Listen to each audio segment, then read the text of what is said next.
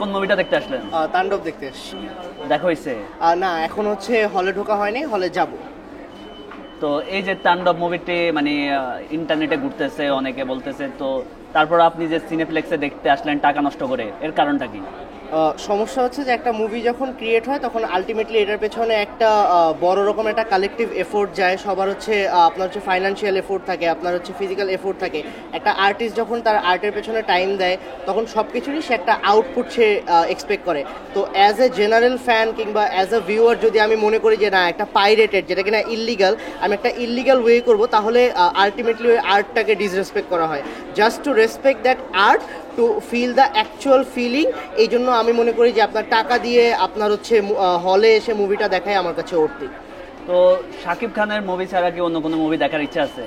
অন্য কোনো মুভি দেখা হয়। দ্য থিং ইজ যে আপনি যদি 2 বছর 3 বছর আগেও চিন্তা করেন, মানুষ যেভাবে হচ্ছে বাংলা সিনেমাকে হচ্ছে ব্যাশ করতো কিংবা তারা মনে করতো যে বাংলা সিনেমাকে ক্রিটিসাইজ করতো, এই জিনিসটা আস্তে আস্তে চেঞ্জ হইতেছে।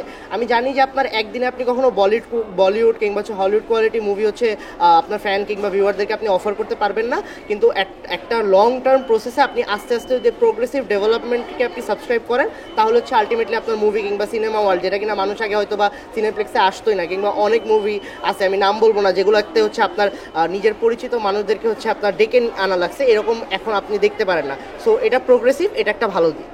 তো শাকিব খানের মুভি আর অন্যান্য হিরোর মুভির মধ্যে বর্তমানে কি কোনো পার্থক্য? অন্যান্য একটা হিরো মুভি হচ্ছে আমরা জানি যে শাকিব খান অলরেডি আপনার হচ্ছে প্রিভিয়াস টাইমসগুলোতে সে অনেক বেশি গ্লোরিফাইড ছিল।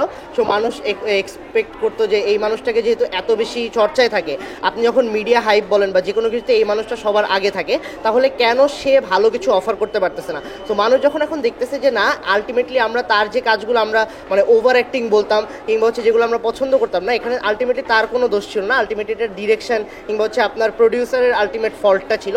বাট এখন যখন সে ভালো স্টোরি বা ভালো স্টোরি লাইন আপে কাজ করতেছে, তখন আলটিমেটলি দেখতেছি যে না, যেটা তার সম্পর্কে গুঞ্জন কিংবা মিডিয়া হাইপ থাকতো সেটা অ্যাকচুয়ালি জাস্টিফাইড। তো মুভি দেখতে আসলেন, কিরকম এক্সপেকটেশন রয়েছে আপনার? Expectation better. অবশ্যই সনি সিনেপ্লেক্স হচ্ছে সবচেয়ে বেটার ফিল কিংবা বেটার হচ্ছে একটা সব কিছু প্রোভাইড করা ট্রাই করে। এটার জন্য সনি সিনেপ্লেক্সকে একটা ক্রেডিট দেওয়াই যায়।